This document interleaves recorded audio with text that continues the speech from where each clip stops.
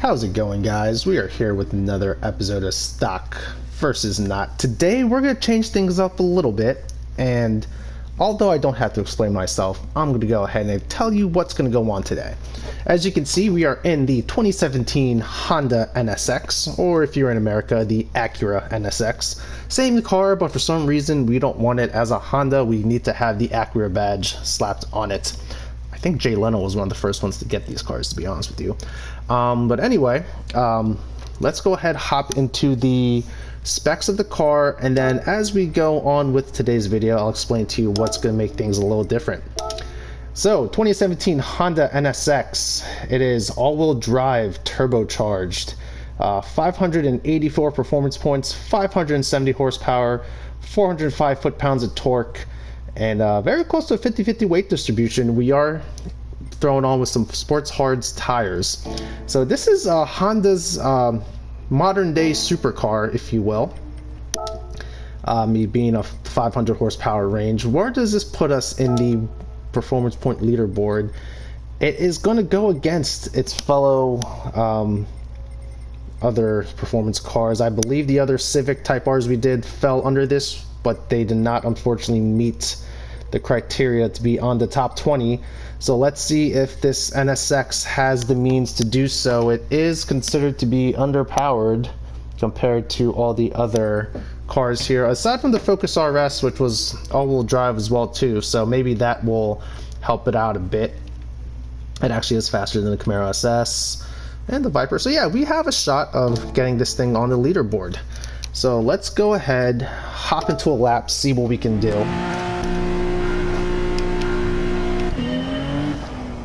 And your eyes do not deceive you, off to the left under the fuel gauge there is a battery bar, because the NSX, the current day one, is a hybrid vehicle, so it has an electric motor and I believe it's a V6 engine, which honestly I think is a fantastic pairing for a supercar. You get the instant torque and acceleration that you would want from the understeer of the car. Anyway, you get the instant torque and acceleration from the electric motor, and as I make myself look like an idiot in this car, let's start this over again. You get the instant torque and acceleration from the hybrid motor, and you get the top end from a V6, which honestly isn't terrible, all things considered. It's a lighter assembly than a V8, and packaging wise it's a lot compact, and you can still get fairly good numbers out of it. So I think Honda Acura did a great job with this car. I know there were some issues with it getting out to market when they first unveiled it. I remember seeing like a Super Bowl ad or something like that for the NSX, and then it took quite some time for it to actually finally hit the streets. I think the car looks awesome. I really think everything they did with the car was pretty good. I think the only downside for the car is its price point and actual performance numbers when you consider your other options, like GTRs, even like the Audi products, Mercedes products, BMW products. You unfortunately don't really get too much of a edge with getting the Honda, aside from possible Honda reliability out of it.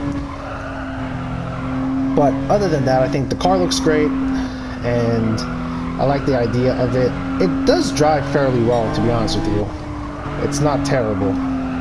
Sports Hards tires are not doing it any justice whatsoever, but that is what they give you in the game as a stock setup. 58.742, that should get us on that leaderboard, but let's see what lap 3 gives us, and we will call it a day when it comes to the stock car. Definitely could ask a lot more from these brakes though. They aren't the best paired with these tires, and you can actually see in the video itself it is kind of lots of weight transfer in this car.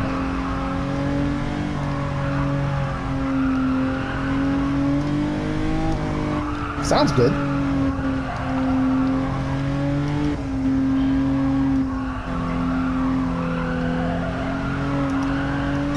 Alrighty. Let's finish this lap up.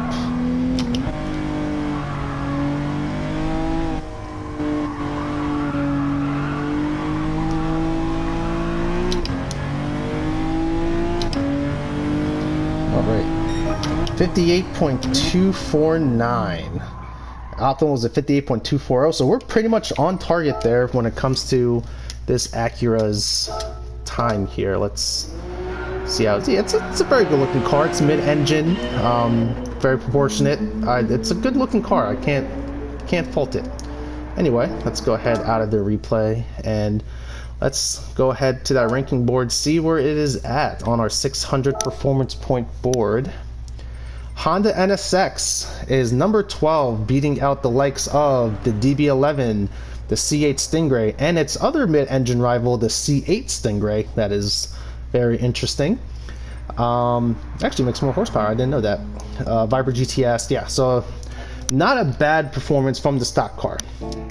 So what is today's video? What is it? Why is it different? Basically, I had the idea to, instead of fully modifying the NSX, let's go ahead and grab the Group 4 version of the NSX that the game gets you. So that is the race car. I know I'm going against all things that is stock versus not, but hear me out. Number one, the NSX is like 230 credits. To save my life and credits, I'm not going to buy two of these guys. Let's be quite honest here. Next thing, I think it'll be very interesting to see how a stock car with stock suspension and setup compares to the Group 4 car, which is arguably basically the stock car just race prepped. Sports hard or racing hard tires, aero, suspension setup. I'm not going to tweak anything, not doing any balance performance or anything like that. Just I bought the NSX Group 4 car, and here we are. Let's hop into the settings and see what we got. Actually, right off the bat, let's just go back in here.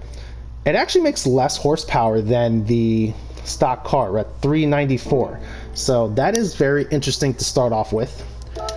So I have no idea what to expect out of this. Let's go to the car settings. We're on racing car tires. That's what you get default whenever you buy any type of race car. I'm assuming it's the same exact engine, just the race car variant. So you're probably talking like larger fuel tank type of deal, so you can do those longer races, etc., etc.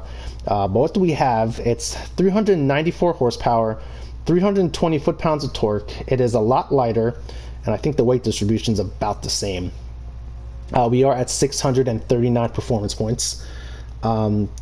Racing hard tires, this is what the game sets you up default with your suspension and the differential gear.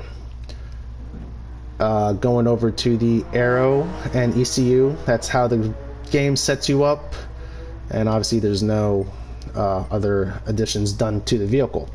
Now, something you can also do as someone who doesn't know, if you don't know how to do setups in this game, take a look at the race car versions and apply that to the road car, and that kind of gets you in the general area where you want to be at.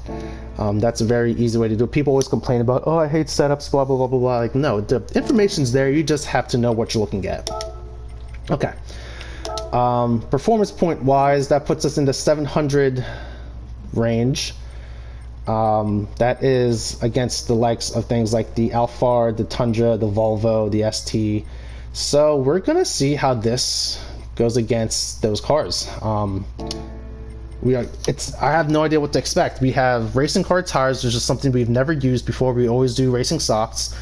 This is the first time in stock versus not where the non-stock car is actually technically slower than the non-modified car. So I have no idea what to expect. I just wanted to switch things up, make things a little interesting for today. As you can see, we're obviously in a totally different cockpit. Full cage, fire suppression system, buttons, and engine cutoff switches and whatnot. So let's see what we can do in the fully race prepped Group 4 Honda NSX race car. So, and this is typically what you would be using in your daily races, manufacturer races, etc., etc. This is what you typically be put into on those online lobbies. So let's see what we can do. I think we'll look. Best was a 58 in the stock car. We are slower, we have aero, we have downforce, we have better grip. What can we expect from this car?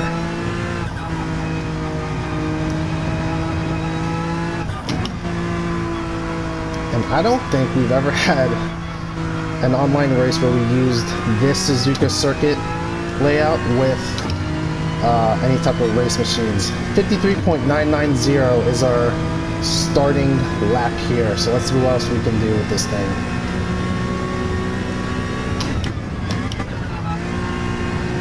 We are a lot slower in the horsepower range here, which means that you kind of don't have to fight the car as much to go through these turns. The car's a lot more stable.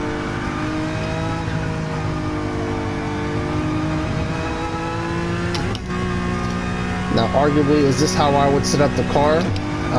It's probably very close. The only difference will probably be that it would have probably had like 900 horsepower or something like that. So, with that said, would I be still cutting 53.9 lap times with like a 900 horsepower NSX? Let's see how late we can brake with this thing. Oh, we can brake super late with this thing. Okay. Race tires. Even on the hards, this car actually handles very well. Typically speaking, whenever you want to use like a Group 4 car in this game, the MR cars are not a very bad choice. They're usually the most balanced. They're the easiest on tire wear, and most people usually don't have many issues with driving them. I know like the Ferrari is another option that people use. The Lamborghini Group 4 car is kind of iffy because if it's all-wheel drive system, it kind of does mess with lap times every now and then. It's a little bit heavier. But yeah, the NSX kind of is the unsung hero in those Group 4 lobbies, just because it's typically not the one that people go to, and the BOP isn't really nice to it at the moment.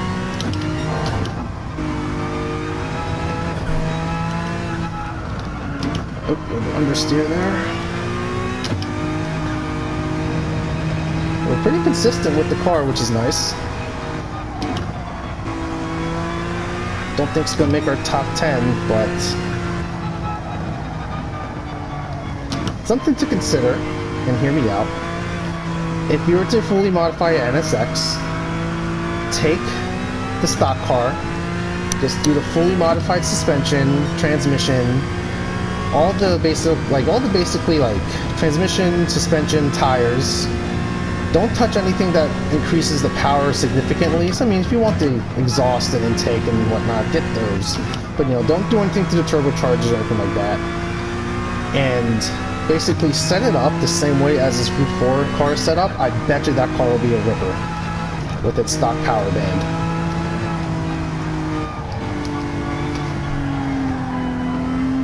This car's like that. You got a little bit of a drift going on there, and this car just ate it up just fine. Actually, very, very controllable car. I actually never used the NSX for any races. I was actually surprised I didn't even own one in the garage.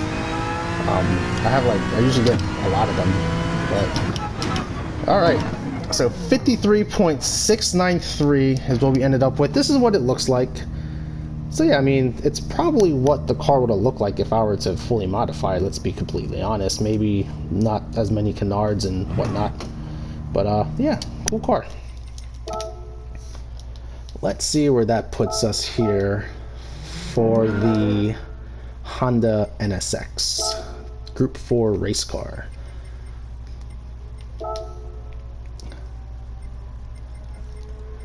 It just beat out the SFR, and it is behind the likes of GT86, the S660, Focus ST, all of which makes more horsepower, and we're on better tires. So a minivan's faster than this car. Anyway, that is today's video. Hope you guys liked the slight change. Let me know what you think. If I should start doing that if there is a race car equivalent. I think that's kind of cool. But again, you know, stock versus not, it's stock and it's versus not. So that's always a consideration here. But anyways, I'm going to shut up now. I'll catch you guys in the next one.